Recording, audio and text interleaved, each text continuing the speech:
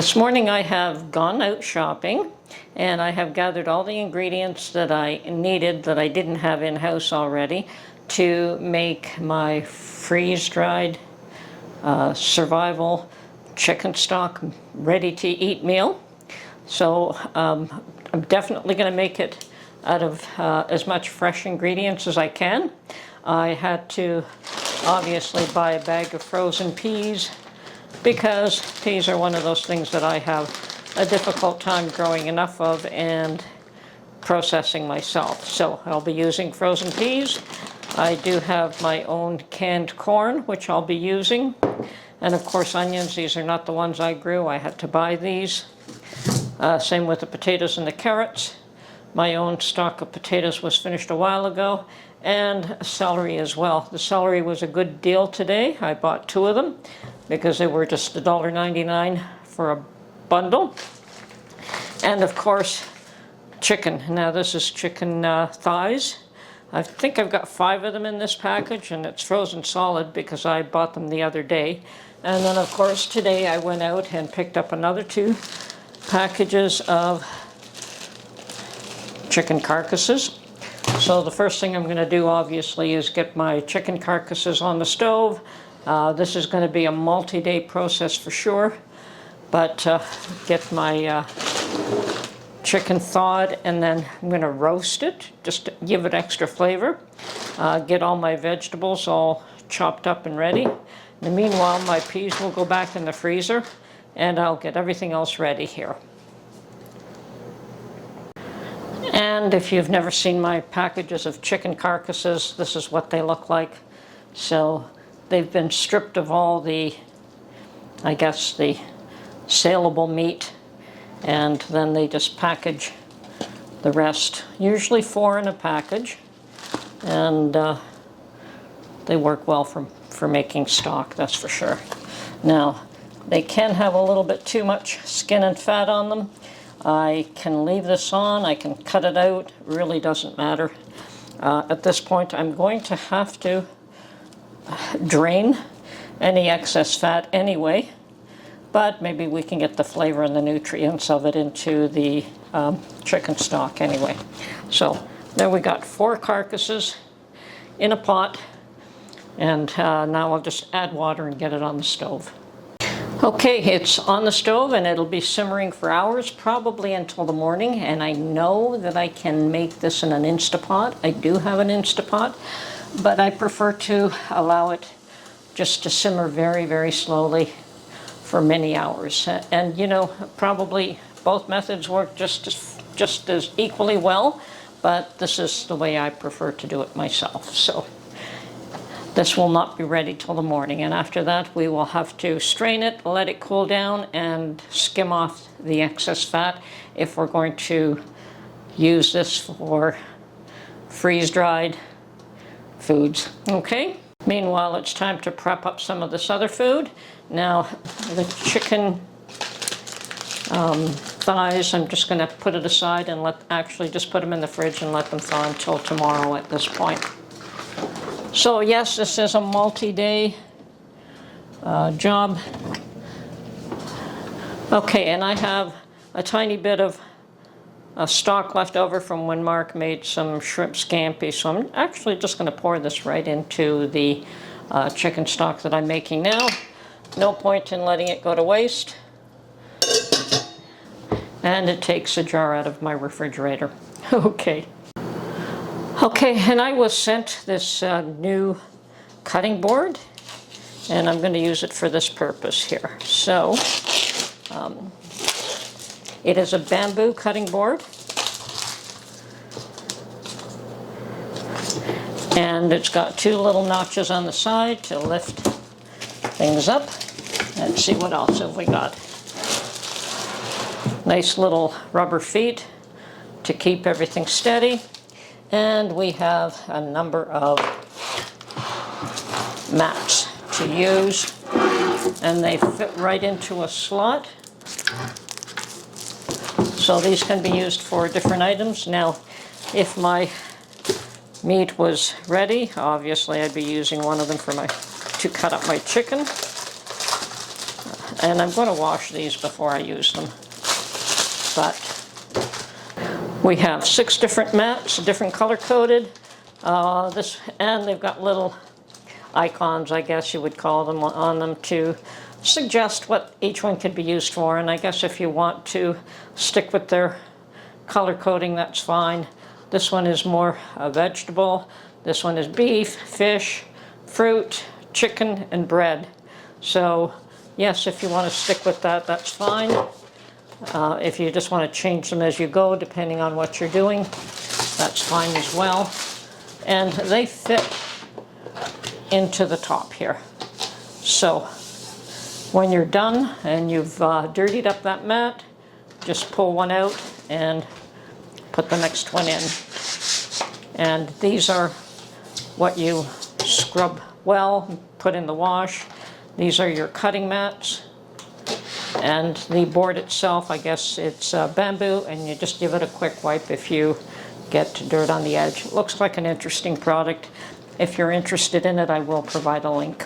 Okay, so I'm going to use the vegetable one. For the time being, I'm just going to slide these ones right back in their slot.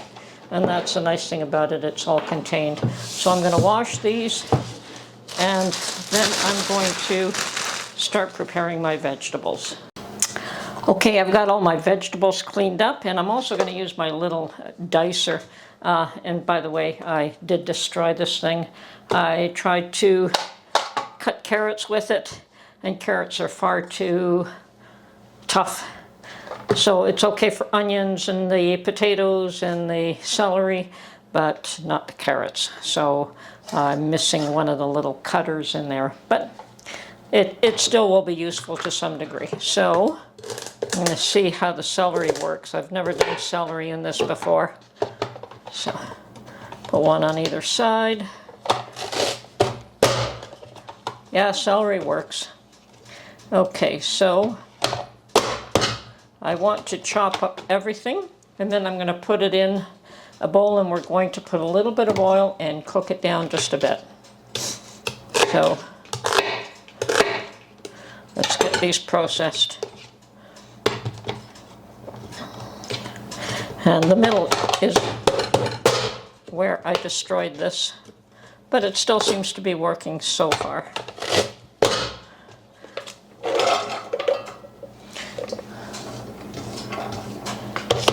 And I have a fair amount of vegetables here, but we want this to be more of a vegetable soup rather than a noodle or rice. So it'll be chicken with vegetables. And yes, if we want to add noodles afterwards, we can certainly do so if we find that we feel it's missing.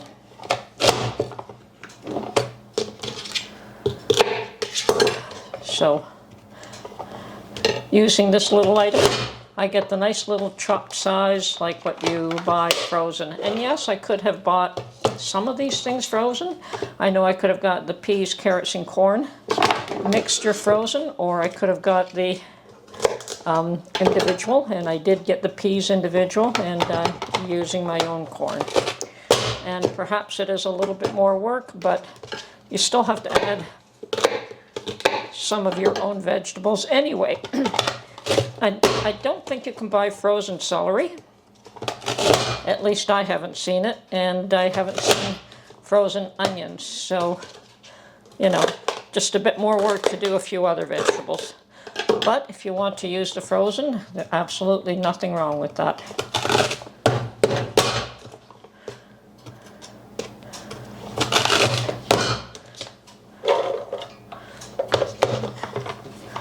Almost done the celery, then we could move to the onions. And I do have a substantial amount of onions in this. But once again, we want to make this a flavorful chicken soup. And that's what the little chippets look like.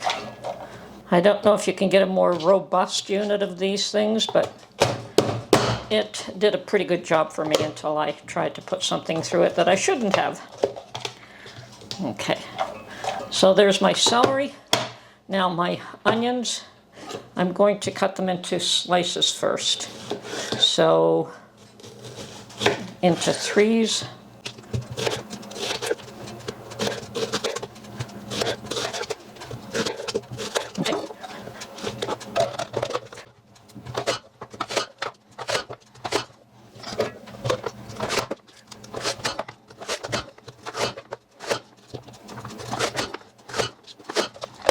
Okay, there's my onion.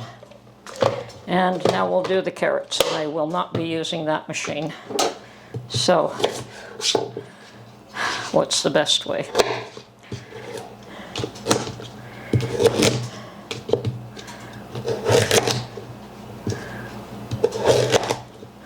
I suppose if I had these cooked, I could use that unit. But considering that carrots are too hard for it, it's not a good idea to use it when their carrots are raw. Learn my lesson. Okay.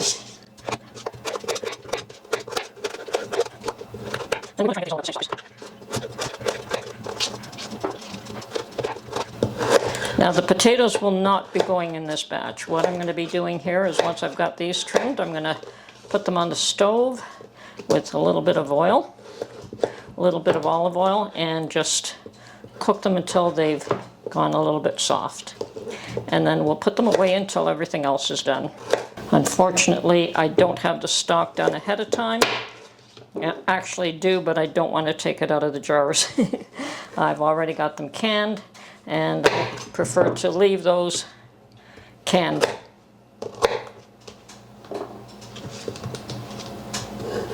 I will still be making canned stock no matter what. We like it canned as well, although I may like the idea of having it freeze-dried. We'll have to see.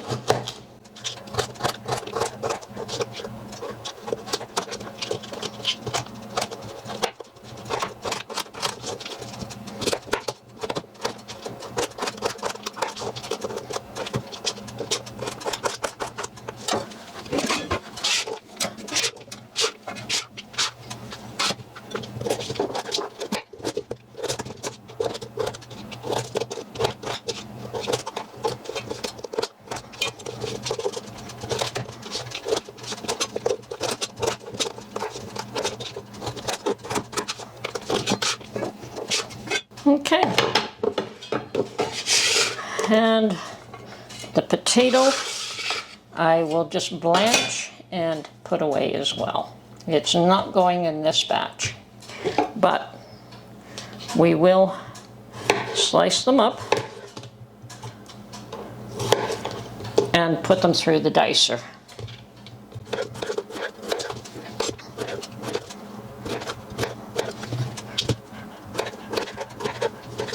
So I'm going to for this.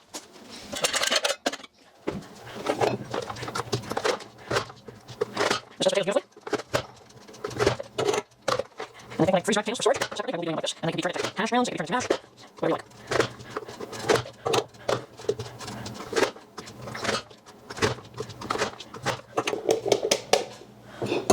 Okay, these will just be blanched for about 5 minutes, and then they will be drained and put away. So now I just pull my little mat out and wash that as well.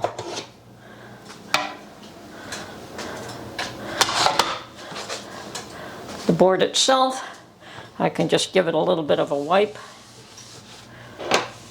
and that is clean. Okay, I do have my chicken stock on the back, and I have added celery to the stock, but I have not added any onions because I've got all of that in here anyway. This will be strained out, but I did want celery in the soup, so it's in this sponge. I have my potatoes at the back, and they will be blanched just for a few minutes, and the only reason I'm doing that is because my stock is not ready to turn this into a soup. So they'll be blanched, drained, and put in a bag and put in the fridge until everything else is ready. So I've got the time today, so I thought I'd prepare all of this. Now, I'm going to put a little bit of olive oil in this, not much. And I'm just going to